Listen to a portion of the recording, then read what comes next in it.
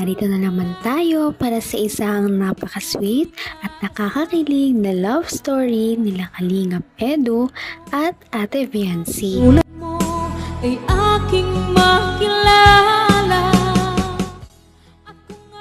Para sa pagpapatuloy ng ating love story ay pumunta si Kalingap Edu sa bahay nila Ate Viancy.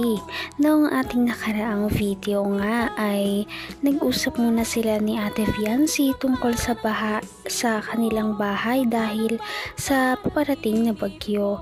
Pagkatapos naman noon ay napag-usapan nila ang nalalapit na birthday nila Ate Viancy. Kaya naman excited na talaga ang lahat. Biniro nga ni Kalingap Edu si Ate Viancy na pag malapit na siya mag-birthday, malapit na siya mag-17, edi malapit na rin daw siyang mag-18. Kaya naman baka pwede na daw siyang umuo kay Kalingap Edu. Kaya naman nahiya si Ate Viancy dahil maraming mga nanonood sa kanila noong panahon na yon. Kaya sabi niya ay wag daw siya masyadong talaga. Dito na lang. Huwag lang po sisirain. Tiwala na yun. Oo naman.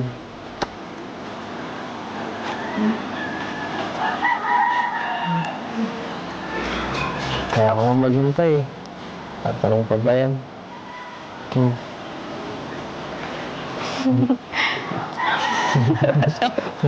Huwag mo kang tawanan ng ganyan. Mag-aadala ko sa'yo.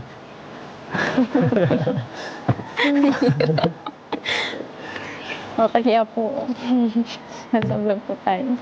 Ay, nako. Kaya mo lang si nakakapanood. Si JJ, okay lang yan. Marites din yan. Pero, mabuting marites naman yan eh. Saka, kahit panood mo tayo ng buong mundo, okay lang yan. Ano man. May nakita mahal. Sa tagal ng panunuyo ni Kalingap Edu kay Ate Viancy, hindi rin talaga niya may iwasan na ma-fall na rin kay Kalingap Edu. Kaya naman sabi niya na sana ang tiwalang ibinibigay sa kanya ni Ate Viancy ay hindi niya sayangin dahil ang babae daw kapag ka nagmahal ay talagang todo-todo. Yun ang kanyang sinabi sa mga nakaraang vlog. Kaya naman sabi naman ni Kalingap Edu na oo naman daw, hindi niya naman daw talaga sisirain ang tiwala sa kanya ni Ate Viancy at pinapahalagahan niya naman talaga ang dalaga at alam din naman ng lahat ng mga viewers na talagang seryoso si Kalingap Edu sa kanyang mga nararamdaman para kay Ate Viancy. Puso ko ito, lagi rin ako. Basta, so, sa atin, okay tayo.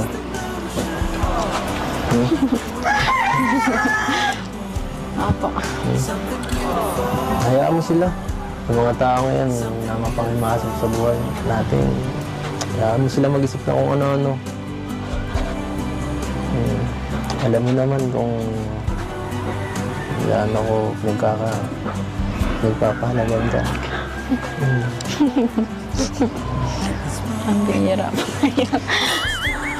Bakit? Kumain na po tayo. Ano po sinasabi mo? Pero po, Wala. Busog pa ako. kuya, Busog pa rin yan. Hindi ko naman akala. Pinapahalagahan daw talaga ni Kalingap Edu si Ate Viancy kaya hindi niya sisirain ang tiwala na ibinibigay sa kanya ng dalaga.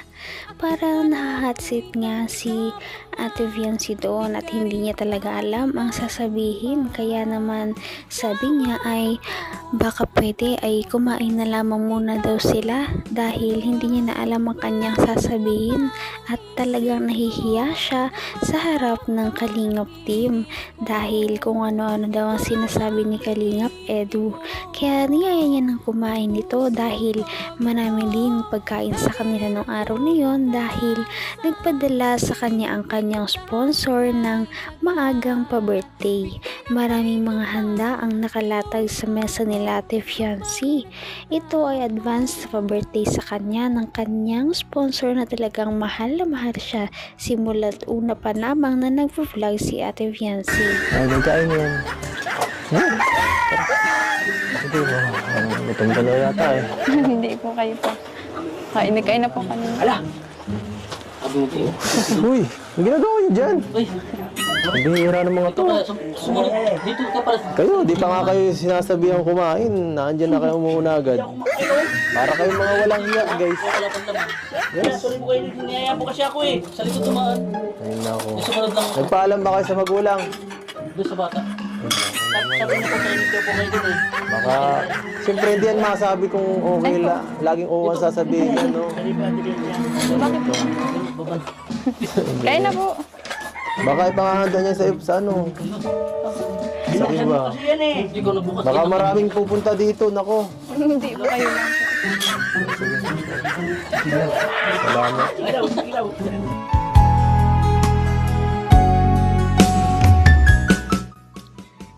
Grabe at mahal na mahal talaga si Ate Fiancé ng kanyang mga sponsors.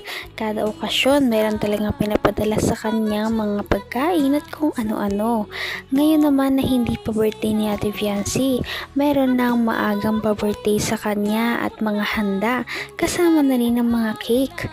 Mayroong binigay sa kanyang spaghetti na 1 bilao, pansit, at iba pang mga handa na siguradong may enjoy ni Ate Fiancé at ng kanyang pamilya. Napakarami nga nito kaya shinare talaga nila Ate Fiancé ito sa Kalingap team.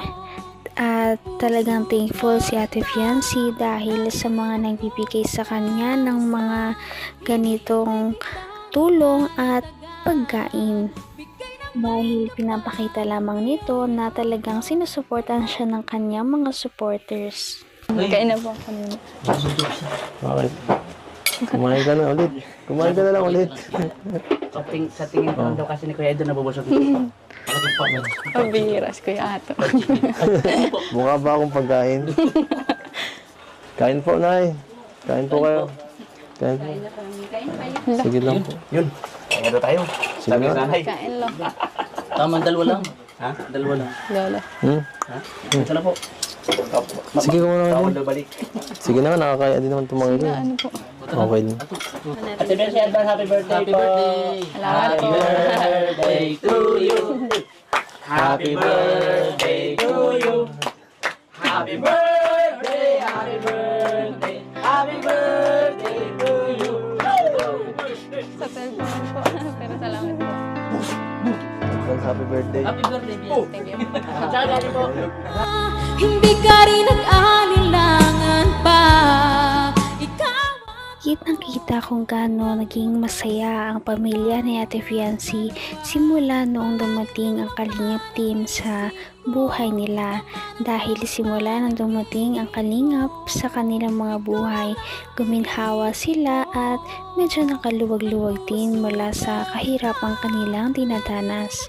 Ngayon nga ay napakarami nilang nararanasang mga bagay na hindi pa nila nararanasan noon at dahil doon sobrang thankful sila sa mga tumutulong sa kanila, sa Kalingap team, lalong-lalo na sa kanilang mga sponsors.